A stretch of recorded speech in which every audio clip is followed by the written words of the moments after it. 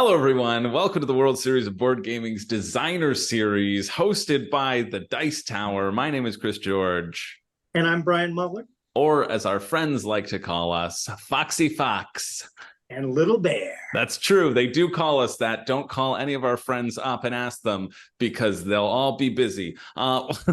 We are continuing that joke, and we're continuing our designer series here on the Dice Tower because the Dice Tower will be streaming the World Series of Board Gaming happening September 24th to the 28th. If you're interested in participating, you can get your tickets now at WSBGVegas.com and compete to win that $25,000 prize, which I'm so excited for this year to see like who's going to take it, which of the winners make it into the semifinals again. I think there's going to be a lot of interesting competition and interesting things happening this year. And it's just a fun event. We have Dice Tower West's open gaming library.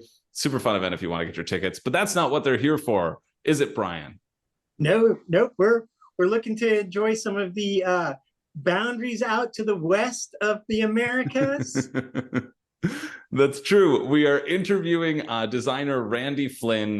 We're going to get him on the line. But stay tuned until the end of the interview where you come back to Brian and I, and we're going to tell you how you can win yourself a copy of Cascadia, or maybe the upcoming Cascadia expansion that we might talk about with Randy right now. Anyway, we'll switch over to that interview, and we'll see you all at the end of everything.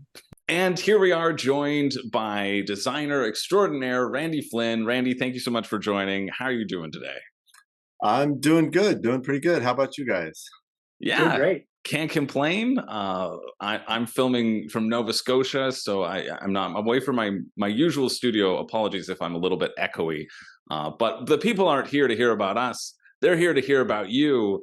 How I like to start these sort of designer series interviews is talking a little bit about the designer journey, or what got you into designing games. What made you want to design games? Because looking at your BGG credit, Cascadia is like your first credit, basically, right?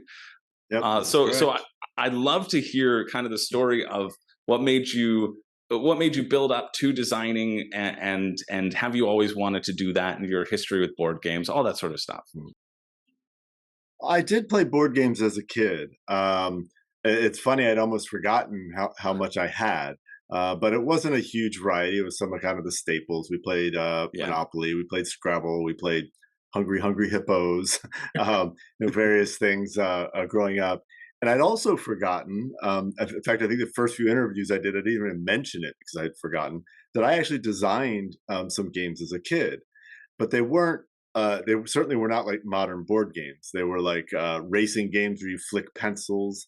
Cool. They were war games where you move pieces around on a paper board, things like that.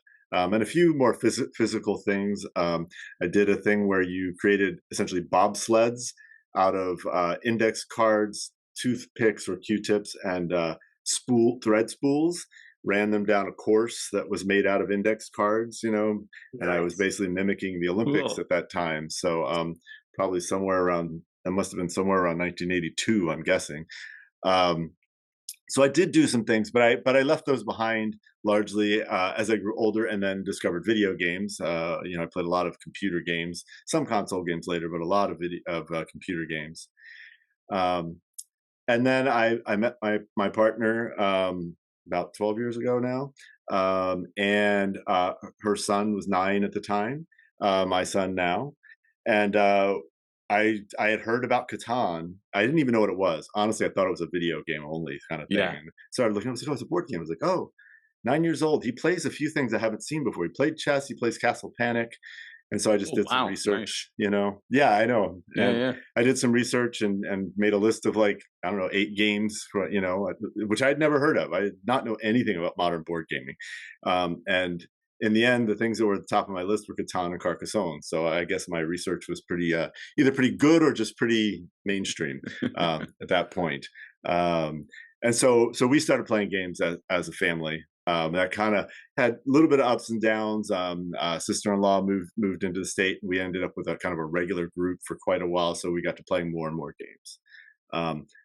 I'm a software engineer, Cool. and that's kind of where I moved from like building physical things to building virtual things. And so really, it's building things is what I love.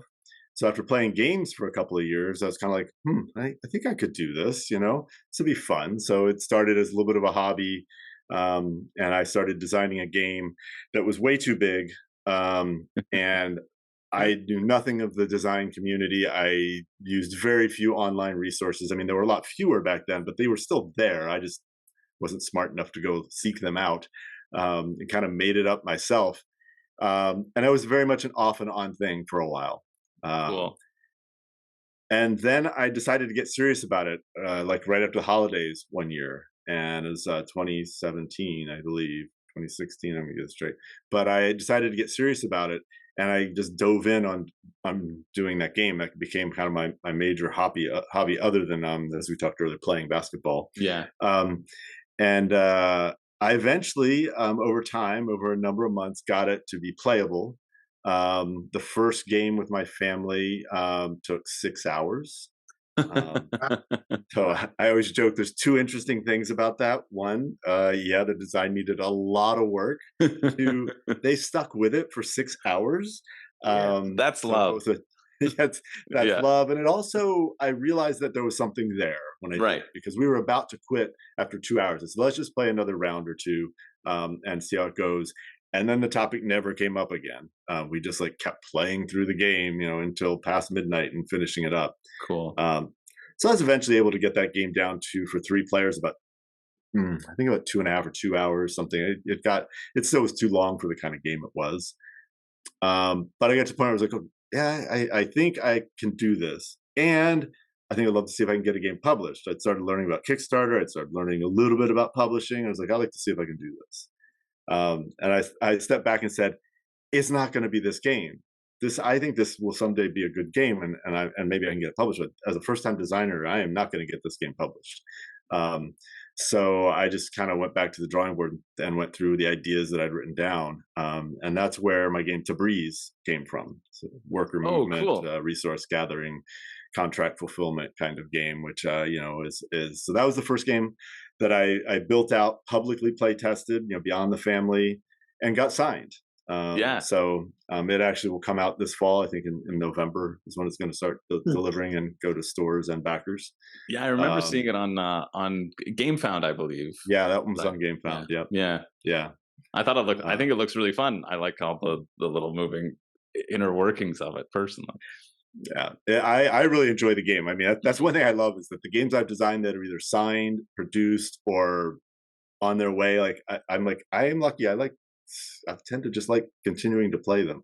Um, and that's actually paid off with one design. I keep playing it. I go back and redesign it, a bit, keep playing it, redesign it, and Right. now it's signed. So I'm glad I like playing my games. But yeah, and they just put out an update for Tabriz too, where they're actually dropping the price from the backers. They're actually cutting money off of what they paid, and Amazing. increasing what they're giving backers, or improving what they're giving Yeah. backers. It was a really good update. As a designer, I had no idea it was coming. I was like, oh, this is cool.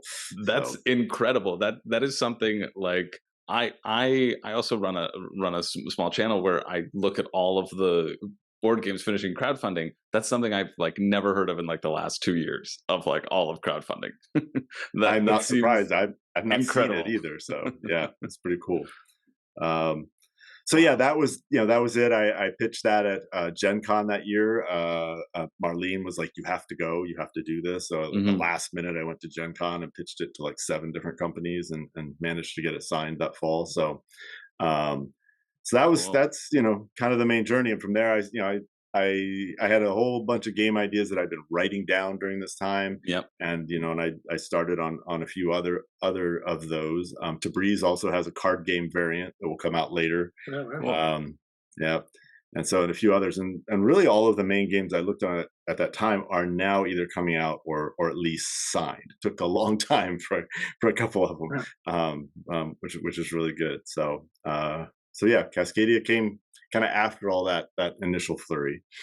Cool. And so just to clarify, that the 6 hour game that took place, that was Tabriz, or that was the formation of No, that's Cascadia? That that was one's a Cascadia. civ. Well, No, that was a that's a civ secret. building Okay. game. That one's not signed. Like that one, Okay. I literally have never gone back to that one after putting it aside. Right. It's sort of on the list of, when I'm ready to dedicate some serious time to this, I'm going to go back to it. Marlene says to me all the time, "When are you going to go back and work on that? Yeah. 'Cause I want to play it again."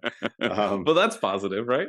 so yeah, yeah, Yeah. yeah. So I'll get there, but right now a little too busy with about 4 other projects. So Cool. That's really exciting. It's I think it speaks to how in the design space too, right?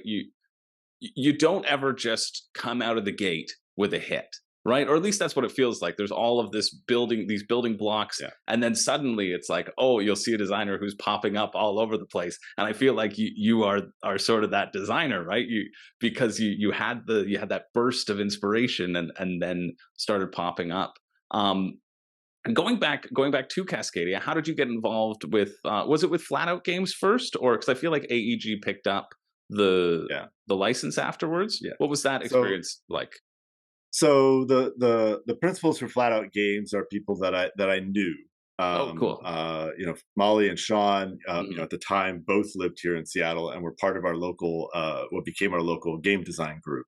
And so they played Tabriz, they played other things, and Sean had gotten a chance to see and play Cascadia in very early incarnations.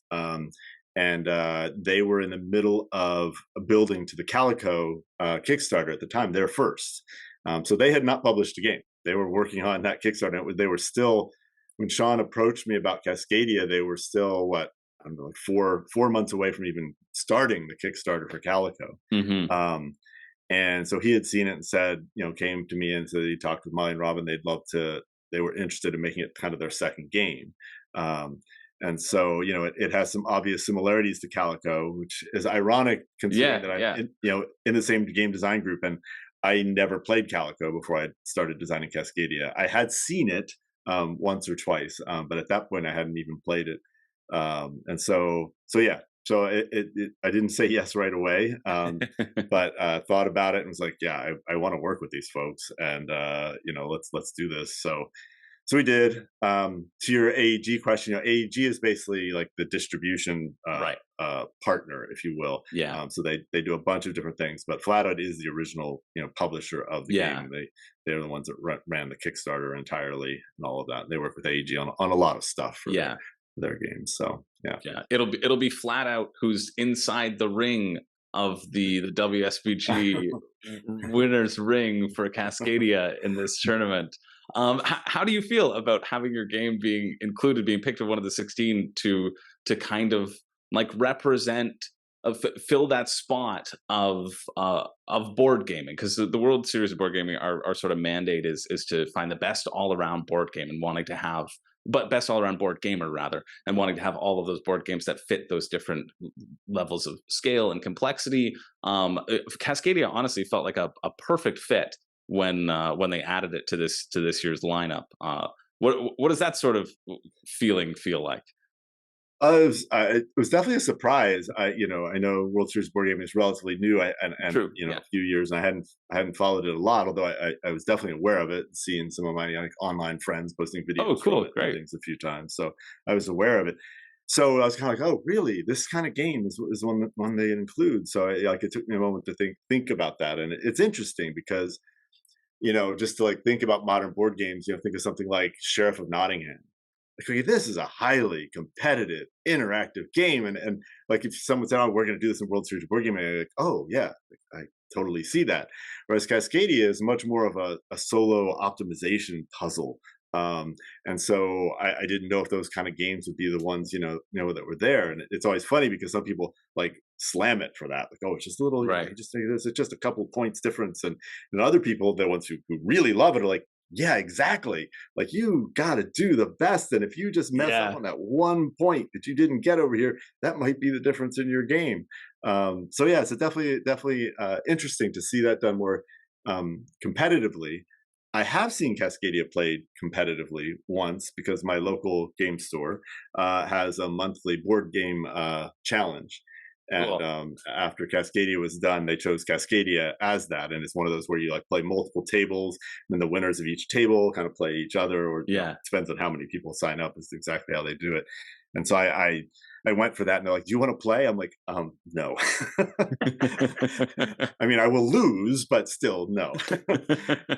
So that was kind of fun to see it played that way once. So it'll be fun to see it at a much grander scale for that. Yeah. Kind of cool.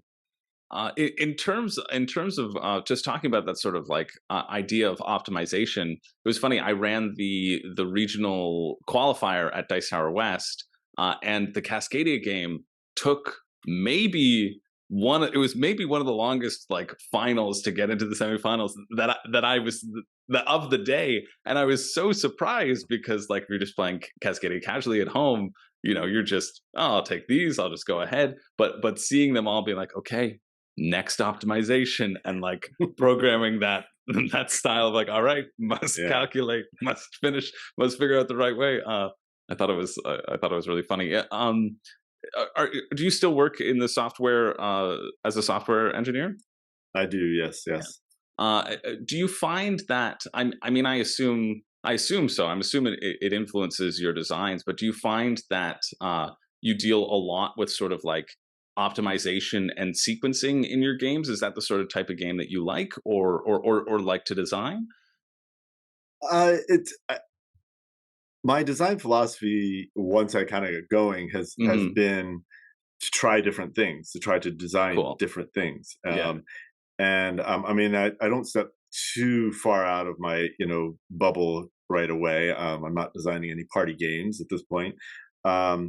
But I have, I even pick kinds of games that I'm not like. Area control is a mechanism and a kind of game that I often don't like, but sometimes do. Sometimes it like hits that. And I enjoy it. I certainly enjoy it as a part of a larger game. And so I was like, well, that's interesting that I kind of like it and kind of don't. What would a game that I designed centered around area control look like? So I have a design that's, right now it's kind of on the side at the moment, but it'll come back in soon. To see what that would look like. And so that's one of the things that I like to do. And so I think I've kind of mixed around a bit, but yeah, the software background definitely has an impact on how I think about things. I do, when I'm doing like, how do I balance these things out? I'm much more likely to have a spreadsheet with 3 or 4 formulas, whereas I know other designers who do that job just as well or even better than I do, that it's just all, they set the tiles down or the cards down and look at them and kind of go, yeah, let's move this here, let's move that. I think that's about right.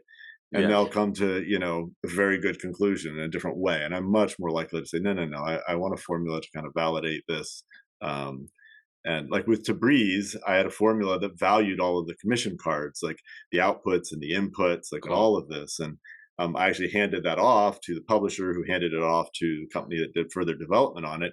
And they took that with their own background and knowledge and tools they had done, and sort of took those ideas and created a much fancier spreadsheet around things where they could just plug things in and go on that. I tend to really, really appreciate that. being able to figure that out quickly. So cool. Yeah, that's really cool. Brian, you wanted to ask about the Landmarks, the upcoming expansion? Yeah. We're excited that the Cascadia Landmarks is scheduled to come out maybe late 2023. How was that process of getting an expansion from a game that you've already done? Well, it's definitely a very different process.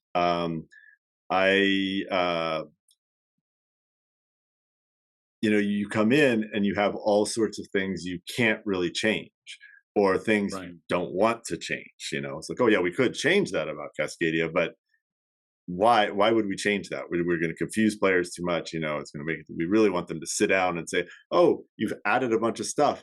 I already know how to do all of this, and now I just have to learn how to do these other 2 or 3 things in concert. And so there's a lot of things that you can't do.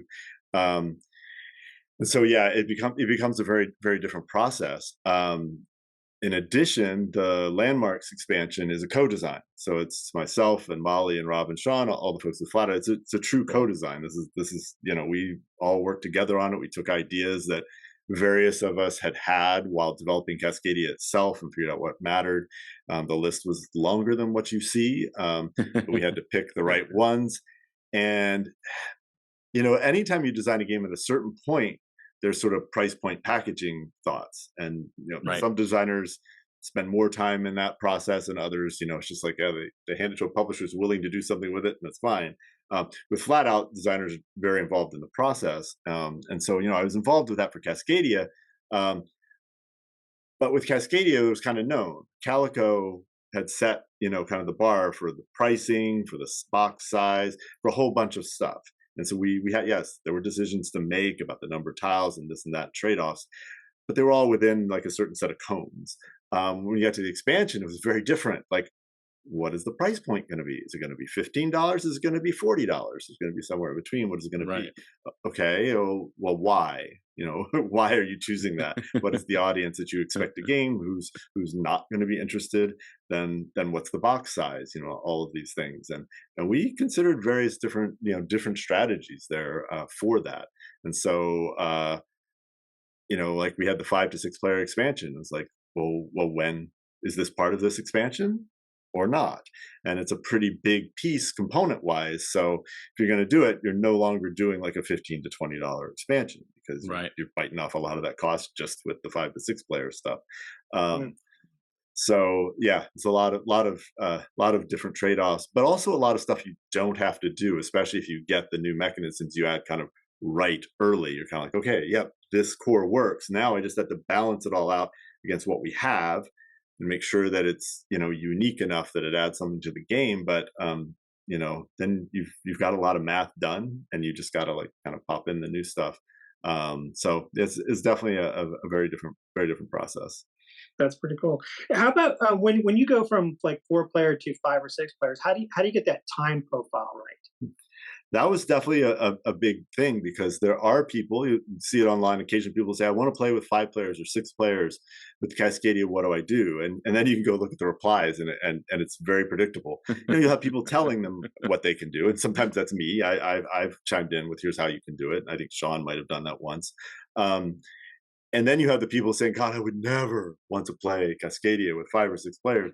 I only play it with 2 or 3, but then it gets too long, all of this. So it's definitely true. If you just straight up play with 5 to 6 players, which if you have 2 copies of Cascadia, there's like 2 different kind of primary ways you can do it, especially as long as you don't care about the fact that separating your 2 copies may be incredibly difficult after that.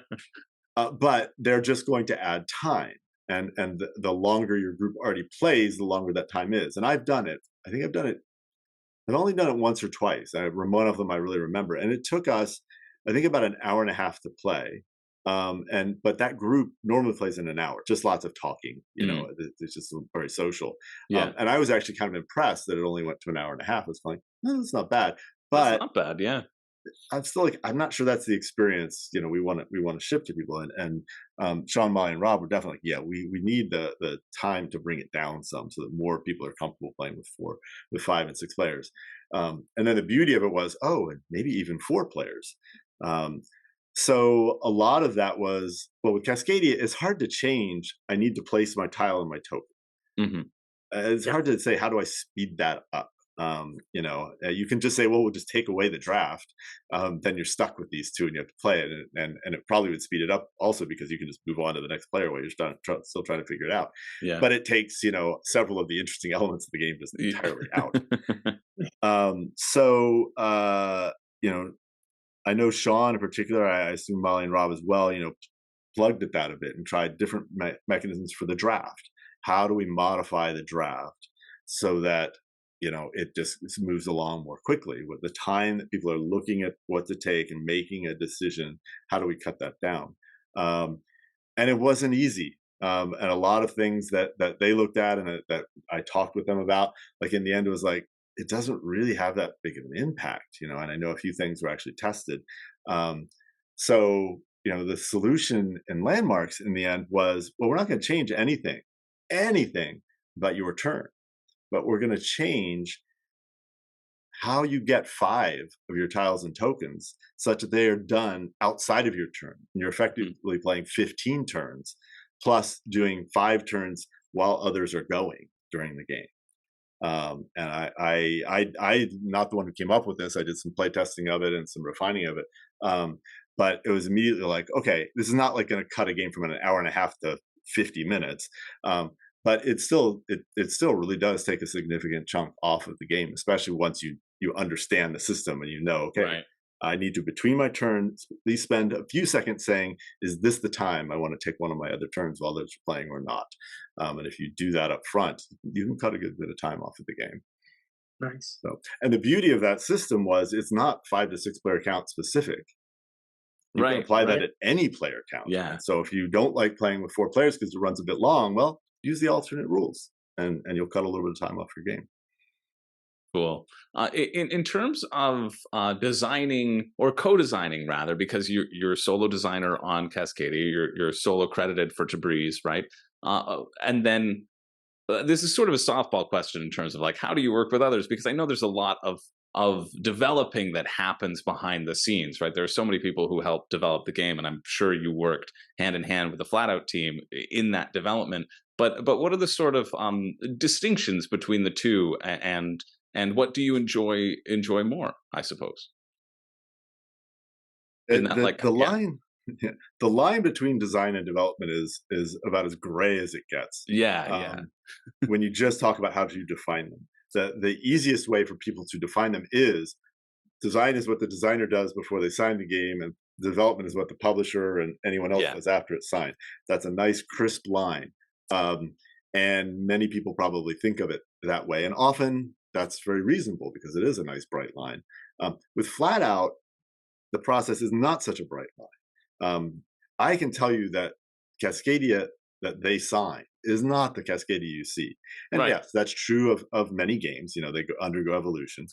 In Cascadia's case, it was just mostly a lot simpler and a little more restrictive. The core mechanisms were there, but the stuff built around it was very different.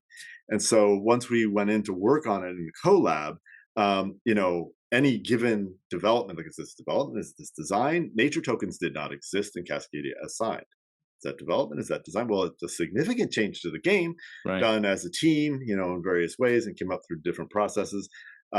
It gets incredibly hazy to, you know, distinguish those two things in my mind.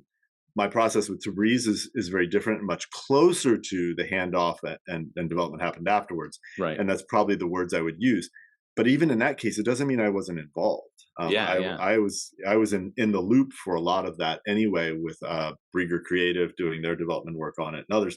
I just wasn't actively making changes myself or going off to try and solve problems. I was more of a, you know, I was more the sounding board on the other side, saying we're doing this. Does this raise any red flags, or do you think we should tweak this in a certain way? You know, answering questions and looking at things. So I was still involved, but it's very different. So I think in that case, it's a little more easy to think about design as being before and development as being after. Right. And do you have a preference that you found so far? You know, Yeah. one thing about going through the process with Cascadia with Flatout is I really enjoy doing it all. Right, right. That process, especially for that game, I would not have had it any other way. Yeah, But as a designer who wants to make a living in the industry and all that, you know, that's hard right, to be doing that all the time. You need to get titles out there. You need to get enough titles out there that your percentage of hitting an evergreen or a title that sells for 3 or 4 or 5 years is, you know, goes up. You right, need that. And so if you're spending a lot of time on development, that can be tough. The good thing about the flat out model is you make money based on the work that you do as well. So it's very helpful. Oh, But in cool. other cases, it's essentially unpaid work. You know, Yeah. if you're doing something for the publisher after they sign it, they're typically not paying you. Right. And it's why many give you that option. I think, you know, they'll say, you know, if you want to be in the loop, if you want to do this, do that, great, but we don't require it. Well, yeah, of course they don't require it because they're not going to pay you. Right, right, So yeah, I know that I can only do so much of it. right. But I did that again for Landmarks. And we'll probably do the same thing for future Cascadia projects if there are any. So Might there be any? Do we? Maybe. I don't know. We'll see how Landmarks does. That might be an indication. That's true. Everybody, go get your copy of Landmarks right That's now. right. Let's do it because we Yeah. want to see more. What is it that the comic book authors tell you is, hey, when the single issues come out and you like this series and you want it, buy them. Do not wait for the volumes. Do not wait for this, because they may never come. The future issues may never come unless you buy them up front. It's a little more extreme, I think, in that case, but nonetheless, Right. it's definitely true. So I certainly hope there are a lot more Cascadia titles. There are certainly plenty of ideas up here and ideas in the minds of the Flatout folks as well, who are all excellent designers. So let's hope. Yeah. So it's become a lot more popular recently. Games that are themed with ecosystems and stuff like that. Was that part of the original theme of Cascadia, or how did that come about? That theme. Well, I'll just tell the story. I had the idea for Cascadia on a plane flight home from a vacation. And it was when reviewing some design notes. So I keep design notes. I have physical copies, but the better one is my OneNote file. And I was just on the plane, I was just literally going back and reviewing the ideas. And I hit one and I've talked about this before. I think I might have even posted at some point a picture of the note. But it's something along the lines of, what about a double tile laying game where the first set of tiles restricts or gives you options for what the second set can be? And so anyone who's seen Cascadia, like, okay, tokens, not tiles, but yep, that's exactly right. Yeah. That's what it does. And I think under that note was something, like this could be plants and animals, it could be buildings and cities, like I had a few random thoughts on that. When I got back, on the plane, I started sketching stuff out mechanically and thinking it through. And when I got back, I started prototyping like almost immediately. And my first cut was habitats, but it was flora and fauna. It was not just wildlife. And that didn't last long. I don't really know, but at a certain point, I just went, I can't come up with a difference between the plants and the animals, so we're just going to go all animals. Right. At that point, it was like the random wildlife theme, like it was just 5, well, back then it was actually 4 different habitats. And then it was like alligators and it was bears and it was fish. It wasn't salmon, it was just fish and maybe birds. I don't even call them hawks at that point. Yeah. And then when I added the 5th, it was a gorilla. Like, these made no sense together. They were just things people would recognize and things I could get icons on easily. Right. And it stayed that way for the most part until I signed it with Flatout. And when I was talking with them, I said probably one of the next steps I would do if this wasn't signed is I would retheme it to the Pacific Northwest. What do you guys think? And they were like, yes. I mean, all but one of them actually technically live in Cascadia and the other one doesn't live far away. Oh, cool. And so, yeah, they were immediately on board with that. And so at that point, I did one more tweak of animals. And then I think after the sign, we might have done one further tweak of the animals just based on theme versus mechanics, because we needed animals that grouped together. And the one I had was cougars. And I was like, nope, this doesn't work. so we had elk. But yeah, so yeah, we at that point leaned into it pretty hard. And at that point, when I was talking with them about it, I said, so you are going to ask Beth to do the art, right? No, oh yeah, that's not even a question. So yeah. Cool. In terms, I was just thinking about the fox and I was thinking about the elks, and I was just envisioning how there's a small part of me that wants to go and just draw alligators all over my elks now and just have the alligators appearing everywhere. In terms of the actual specific animals and how they work mechanically, do you find like from a points value, was there you started with 4 and then you ended up with 5? Was it the fox that or what ended up being the fox that was thrown in later, or how was that developed, and why did you feel the need for it? It's actually a really good question. I think I've talked about it a little bit in other places, but not as much. Yeah, the 5th one, when added, was the gorilla, but the gorilla eventually became the fox when it went to Cascadia. And Cascadia was originally on a board, much more like Calico. Like you had spots and you filled the board. Oh, cool. So it became a lot more about, okay, given the scoring cards that are out, and given this is the space I have to fill, let me think ahead. Like, what is the ideal, end point, Right. and how risky is it for me to try and get there? And so you ended up much more like, I have a very very specific goal, and before the gorilla was added, that was easier to think through. And once you added in the gorilla, became the fox, and Yeah. specific things had to be next to it. It tweaked the dynamic a bit, and you actually, beyond like the little bits, like alligators actually were the hawks of their day. They were the ones that Oh, couldn't be next to other alligators. And so other than that, there wasn't a lot of this, stuff about what had to be next to each other. And so the foxes kind of twisted that, because it said, well, right. every other creature has a certain arrangement that rewards certain groupings or certain this or certain that. And somehow with the fox, I've got to squeeze it in there so that I can try to maximize it while keep. And so it really, really helped the puzzle. And I think, Cool. it took it from the puzzle itself from a good idea to really working. And so I think that was actually a pretty big deal. And once I moved to 5 wildlife, I pretty much had to move to 5 habitats, Right. because you just need things to balance out. Cascadia is all built around, there are 3 wildlife that are attuned to each of the 5 habitats. You will not find that in the rule book, but that is absolutely true. And with a 4 or 5, there's actually not a very good, interesting balanced Yeah. distribution. So that worked out pretty well though. Cool. That's really cool. And turning towards sort of like awards and accolades, Cascadia took home the sort of coveted Spiel des Jahres award, right, in 2022. I believe that was the right year. How have you found that has, well, one, like talk about your experience with that and getting nominated and winning the prize, and then two, how do you think that has affected not only Cascadia and its wide distribution, but yourself as a designer and opportunities that it potentially creates for you, Yeah, it if was any, quite the if any. experience. It was quite the experience. It's interesting because there had been some talk online about Calico before as a possible nominee. Hmm.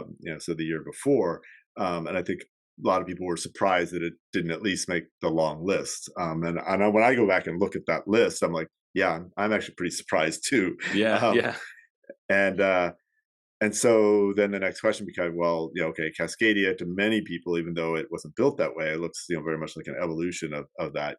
Has the rather dramatic differences in some areas changed that? Um, and so it was hard to think about, as you say. First time designer, might not have been my first designed game, it might not have been my right, first signed game, but first one out. I'm like, yeah, this is hard to think about. And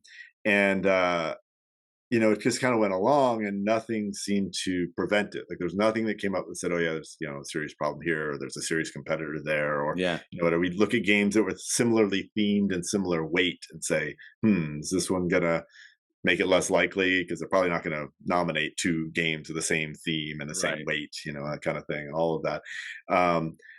But it all felt unreal to me, like like just a little fun mental exercise. Like, we could talk about this, but it's not actually going to happen, right? So it's kind of funny. I think that's how I thought about it. I don't know. I will not speak for Molly, Sean, and Rob, um, and Beth either.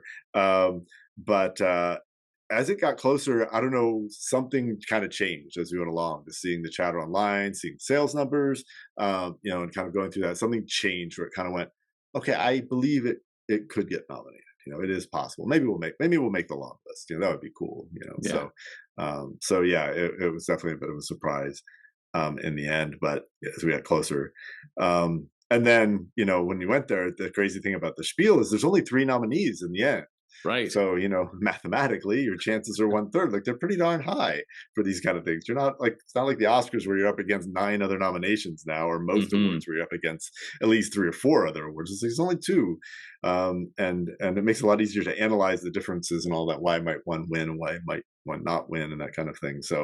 Um, so yeah, I originally wasn't planning to go to Berlin. was just like, really? I'm gonna spend money to fly, all the way across the world, Right. unplanned. They don't give you much warning. Like literally, Yeah. your nominations are like May, and the thing is in July. So it's like you have 2 months to make travel plans and decide to go and Yeah. get your time off of work or whatever it is. Um, and and Marlene said, you need to go. I was like, oh, really? So I sent a message to Elizabeth Hargrave, said, okay, you've been through this, and she kind of went through like, it's a bit of a circus. It's a bit of something that you, as an American board game person, is just a different deal. Like Yeah. you're not going to experience anything quite like it. And she kind of gave me a little more insight into it. And eventually I was like, yep, I need to go.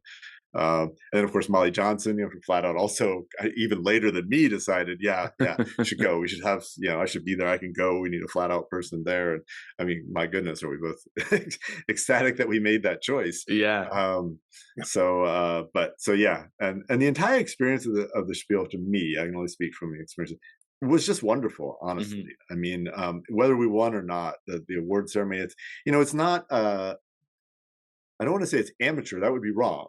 But it's not like ultra professional, like It's everything's not locked up like pompous, this. right? Yeah, and it's not Yeah. it's not pompous. There are mistakes made that you'd be like, really? How did you? Don't you do this every year? Nothing critical, but still kind of amusing here and there. Yeah, yeah.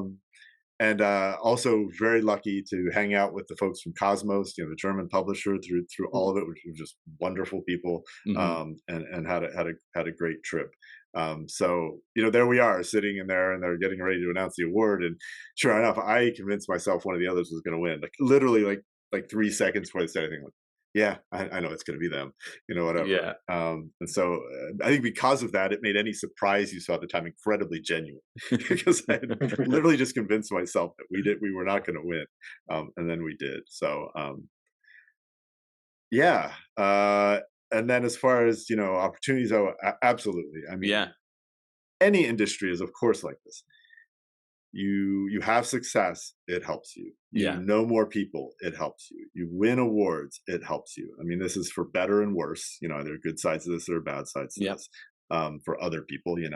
And so there's no doubt that all of that has helped a lot. I mean, I can tell you right up front that getting a meeting with a publisher over a game is infinitely easier now than it was Right. before. The Spiel, it was easier after Cascadia than before as well, before it was published. So it absolutely makes a difference. I don't believe before the Spiel I ever had a publisher contact me. That's happened quite a number of times since. Right. Cool. And it's not that publishers don't contact other designers; they do. But in my case, I know what the trigger was to get me on whatever that Right. list was. So and then and I've had some good conversations with publishers after that as well. So Amazing. Oh, in terms of for budding designers out there, I always like to ask this question because you've seen such a distinct difference. What are some of what's some advice that you might give to those out there who are contemplating, who want to also have a career in the board gaming industry in that design aspect? What are some pointers that you would give if when first starting out or attempting to publish your first game or all of that, trying to get signed? yeah. Um, it's funny. I after I got published and started doing podcasts and various things. This is a question I got asked a lot, and I'm Right. like, what did I say back on those? I felt better prepared for that answer back for that question back then. Um, and it's tough because there's so many different things you can Right. do, and some of them you just shouldn't do because it's not you. Hmm. There are people who are amazing at networking and somewhat enjoy it, and I would say definitely do that. Definitely do that. If networking is incredibly uncomfortable for you, I'm like, well, maybe eventually you might want to get a little better at that. But it's not the most important thing to be a game designer. And if you're Right. trying to learn, don't, no, actually avoid it. Um, but what I always come down to is, in the end, you need the game. All of the other stuff is important if you want Yeah. to get published and if you want to, it's an industry. But without being able to figure out how do I, with my voice, create a game that a significant number of people are going to enjoy, then the rest of it's nothing. Right. I'm not saying you'll never get published if you don't figure that out, but you probably won't have much longevity, all of that. So figuring out how you can do that best, kind of is point number one. My journey for that involved, a lot of time alone in a room because that's who I am. And then followed by a lot of playing with my family who were very gracious and generous with their time and all of that. Um, and then I learned that I really enjoyed publicly playtesting stuff with folks that I didn't know. And so, Cool. at Playtest Northwest, we have a wonderful organization out here in the Seattle area, and I made a lot of use of them. Also, got involved in a designer group as well, which is more eventually playtesting mostly with people you do know. Um, and I found that I really enjoyed the process of putting it in front of people, seeing them play it, making mostly mental, sometimes written notes, about what I see, and then going back and figuring out how do I react to what I'm seeing, figuring out, what is ignorable because it's just a person's quirk, or a preference, and Right. what is actually pointing me to an issue that is going to affect a lot of people trying to play the game, or how can I suss out like true enjoyment versus someone who just likes playtesting, and is going to always give you somewhat positive feedback regardless. And I figured out that I really, really enjoyed that. And for Tabriz in particular, I did a lot of public playtesting with that, and that whole process I just described, I did a ton of it, and I really, really, really enjoyed that. I think it helped me learn how to iterate on a design, because it's tough. Some designers are the sort of people who have 3 ideas, and then they can just like go hard at 1 or 2 of them, or eventually Right. all 3 of them. Others might have 3 ideas in a day. And it's a very different set of decisions then about what to do. But in the end, you've got to be able to focus on some designs and really, really push them. And so those 2 different people, like, I don't know, my advice for those different people, like, how do you get to that? It's a different thing. Right. And I know designers in both of those camps, who have so many ideas, and they're more likely to be like, I have 10 ideas. Oh, here's an 11th. Let me start, going here, versus the ones that like, I just need more ideas to iterate on, and they push hard on certain ideas. And I see both that. And I see both succeed, and I see both struggle at times. So Right. yeah. Cool. Well, I don't want to take up too much more of your time. We're nearing the end of our time, but I always like to finish sort of these conversations with this question. Other than yourself, and no, just other than yourself, I was going to include some other people in it. Who are your favorite designers, and what are some of your favorite games out there that you enjoy to play? Easier for me to answer games. Yep. One, I always start with, like, my favorite game is there's not even a competition. It's Concordia. Nice. It's Oh yeah. big, I traditionally called a midweight Euro, although for most people it's a little on the heavier side. Hmm. Um, and it's just got, I appreciate it from almost every angle. Like, I enjoy just sitting and playing it, period. It's one of the few games I play against the computer, by myself Cool. sometimes. Um, and in addition, like, I appreciate all of the mathematical decisions that went into Concordia. As I, have been designing games, and the more I played it, the more I look at each decision, like how things are valued, how many of Right. this and how many of that, and the various things. And I'm just like, that was not easy to get this right. I've gone through enough of these processes to know that occasionally things are a little easier. They kind of click. Got this, got that. Like, Cascadia had its challenges in the numbers, but it wasn't like super difficult. When I look at Concordia, I am just really impressed with all the different numbers and how they balance out, and then how they balance out things like multiple different endgame conditions and actually making them matter. Some games have multiple end game conditions, but Right. one of them's more of an out. It's Yeah. saying, yeah, the game might go long, and maybe it's even component based. Just like, yeah, we don't want to make 60 of these things. And those aren't bad decisions, but Concordia is a very different deal. Like, it's like someone decides, I want to end the game and go hard at cards. They're gonna do it, but they're gonna pay for it. And so, Mhm. is it going to work? And all of that. And those decisions play out big and small across the entire game. Um, and I love great themes. I love, dynamic themes, but I do not mind a dry Euro at all. Yeah.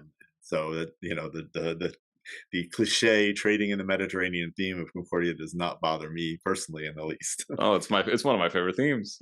Yeah. There you go. For a lot of people. Um, the other one I'll come up with, because it really occurred to me when I said that Mhm. Concordia is one of the few I play against the computer, is one I play on my phone all the time, and really is a foundational game for me, and that's Carcassonne.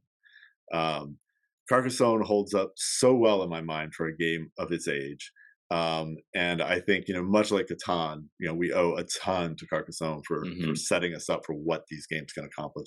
Cascadia owes a ton to Carcassonne. I see people say, "Oh, this is the Carcassonne killer," and I'm like, I'm sorry, nothing is going to kill Carcassonne, but thank you for an enormous compliment.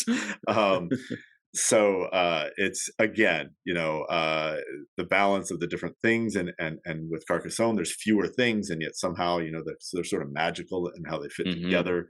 It also has two of my absolute favorite expansions of all time. The first two, Traders and Builders and Inns and Cathedrals. Yeah, Traders and Builders, that's like the gold standard. If you can do as well as that, I think only the first expansion for 5 Tribes has come close to me to how good that expansion is.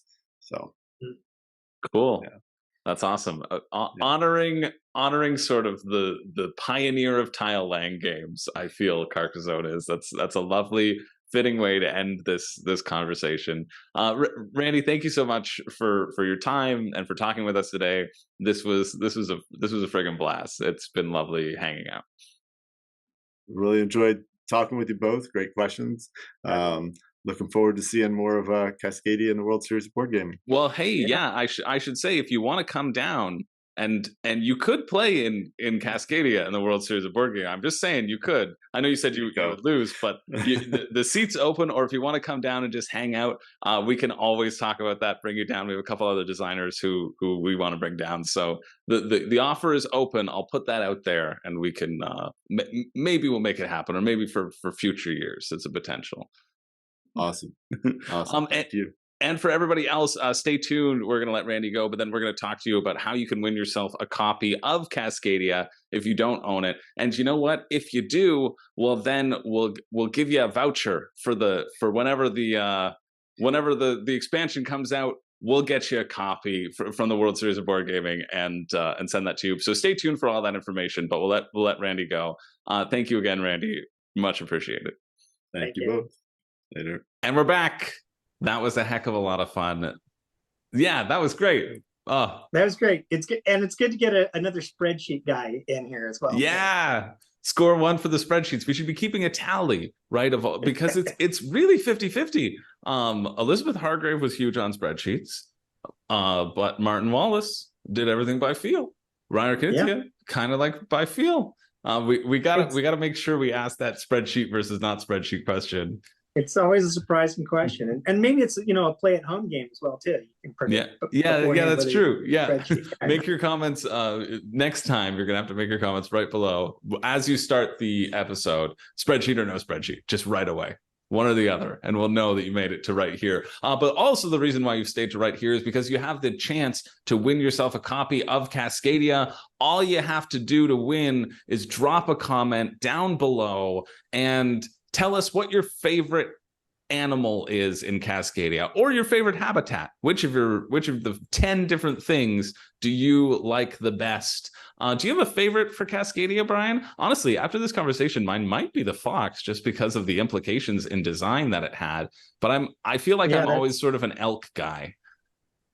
I like the hawks quite a bit. Yeah. But I do notice that, like, when I've gotten a little bit better recently, because I did play at PresCon. I played with one of our ring winners, was showing me a lot more about the game at PresCon, Jeff Harden, and we were talking about Cascadia quite a bit. And a lot of times, one thing that I found is that a lot of players really do underrate that fox. The fox, his per chip scoring is actually can be better than you think. Yeah, so, I definitely underrate the fox for sure. I often say, oh, that's not too many points. And then when you look at the breakdown, a real good fox play can like get you going, right? Yeah, for sure. Sure. I think it's quite interesting. And as such, I'm excited to see how it's going to be when we start doing the live streaming for the game at WSBG, and what more things that we learn from the really, really good players. Yeah. And maybe from some of you watching. So if you want to get your tickets for the World Series, again, you can go to WSBGVegas.com. It's happening September 24th to the 28th in Vegas. And if you want to win yourself a copy of Cascadia, Or if you have Cascadia, we'll punt it down the line until that expansion comes out. Make sure, the landmarks, it's going to be really cool. Make sure you drop in the comments down below what your favorite animal or habitat is, whichever one you love. And we will draw one random winner, and we will announce that winner in our next upcoming World Series of Board Gaming newsletter update. So be sure to go over to the WSBG Vegas YouTube channel as well. Subscribe to that, and we announce it. I'll be announcing them. I'll do a random drawing, and we do it that way so that no YouTube spam comments can get you. That you hear it straight from me that you're the winner, and then we'll contact you, and you can contact us, and we'll get that all sorted. So drop a comment down below. I'll do a random drawing, and make sure you tune into those newsletter updates and email blast updates over on the WSB channel. Other than that, thanks everybody for tuning in. Brian, got anything else? Sorry, Lil Bear. That's all. It's all good for me. I really enjoyed this one. Yeah, me too. Well, we'll see you in the next one. Once again, my name's Chris George. And I'm Brian Muller. And as we say in Vegas, get in the game.